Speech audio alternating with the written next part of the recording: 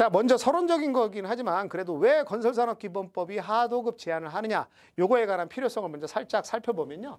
기본적으로 이렇게 제한의 필요성이죠. 기본적으로 우리가 하도급을 한다면 어떻게 됩니까? 공사의 품질이 저하될 우려가 있습니다. 왜냐하면 이 일정 부분, 심지어는 이런 뭐 제가 이제 이렇게 상담하다 보면 뭐 몇 프로 뛰기 이래가지고 막 6% 뛰고 뭐 나머지 그 부분에서 뭐 그다음에 거기서 또 재하청 막 그러면 또 막 6% 뛰고 10% 뛰고 막 이렇게 해갖고 하면 결국에는 작은 공사비로 나머지 공사를 하려면 진짜 공사의 품질이 우려가 되겠죠. 그죠? 예, 그런 부분도 있고, 또 두 번째 문제는 발조자가 시공자를 믿고 도급 계약을 해줬는데 그 사람이 임의로 하도급을 한다? 사실 그거는 이제 배신행위와 비슷한 거잖아요. 이제 그런 문제가 또 있고, 또 세 번째로는 명의대와 하도급을 하면 사실 면허를 잠탈하는 행위입니다. 왜냐?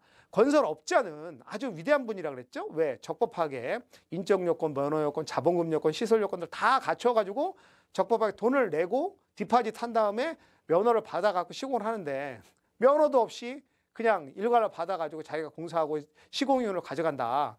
이러는 거는 굉장히 이 면허 제도를 잠탈하는 그런 나쁜 행위입니다. 그래서 기본적으로 이 면허 잠탈하는 그런 행위에 대해서 용서하지 않겠다. 이제 이런 분이 되는 거고요. 자, 그다음에 이제 적법한 면허를 소지하여야만 어쨌든 하도급법이 적용되잖아요. 예, 근데 이제 그런 부분들이 예를 들어서 잠탈될 수도 있다. 이제 그런 얘기 하고요. 그다음에 이제 기본적으로 어쨌든 그 하도급적 제한에 만약에 위반되면 어떻게 되느냐. 이러한 건설산업법 위반에 하도급 하지 못한다. 이런 규정이 있는데 거기에 위반을 하면 크게 행정처분과 형사처벌 두 가지가 있습니다. 그러니까 둘 다 플러스.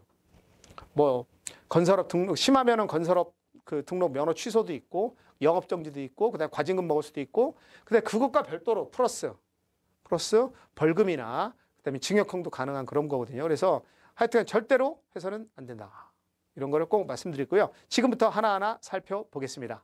자, 하도급 제한의 종류와 관련된 거를 도표로 한 번만 다시 한번 정리를 한번 해보면, 자, 건산법 21조의 명의대와 하도급, 그 다음에 무능력자에 대한 하도급 건산법 25조, 그 다음에 일괄 하도급과 관련된 건산법 29조, 그 다음에 동일업종 하도급과 관련된 건산법 29조 제2항, 이게 이제 전문공사를 수급받은 수급인이 하도급 금지 원칙이죠. 그 다음에가 이제 그 29조 제3항 본문에 재하도급 금지에 관한 그런 내용이 있습니다. 그래서 이 재하도급 관련해서는 전문공사 도급받은 수급인이 하도급을 할 수 없는 이런 금지 원칙을 적용하고 있고요. 그 다음에 29조에 하여튼 다 몰려 있는데 29조의 4항에 보면 소규모 건설공사 하도급 제한에 관련된 그런 규정이 있습니다. 그리고 이제 그 건산법에 29조 제5항에 보면은 종합공사를 도급을 받은 그런 전문건설사, 요게 이제 하도급 공사를 제한하는 이런 게 되겠습니다.